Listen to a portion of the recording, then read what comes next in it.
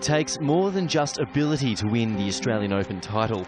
To be at your best so early in the year, to be able to withstand the pressure of those that earned the right to challenge you throughout 6 gruelling eliminations, and having made the final, to hold your nerve and remain as the last one standing. Serena Williams knows what it takes. She's left Melbourne 4 times with the Champions Trophy, and having just endured some tough matches, is ready for her 5th. Standing opposite her is a player few imagined capable of making it this far. Belgium's Justine Henin, a wildcard entry coming off a 20-month break from tennis. The players could have been forgiven for making a nervous start, but they weren't the only ones showing signs of tension. The Lions officials were clearly feeling the significance of the occasion, with 3 successful appeals to Hawkeye filed in the opening 3 games.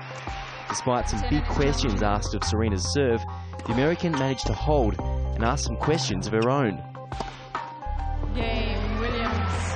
Williams edged ahead in the game count, and while Henin managed to catch up, the energy it took eventually weighed her down as the American wrapped up the first set.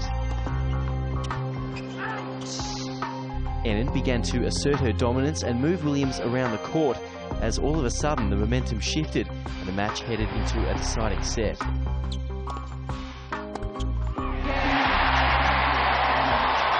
Henin carried all the momentum with her heading into the 3rd and started promisingly. With a tiring opponent, she started to look like a champion in waiting. But until she was beaten, Williams was never going to give in and willed herself back into the contest. Surviving several break chances, the American swung herself into the lead. Henin tried to wrestle back the ascendancy, but couldn't. Williams was too hard to stop and rampaged her way to a 5th Australian Open title.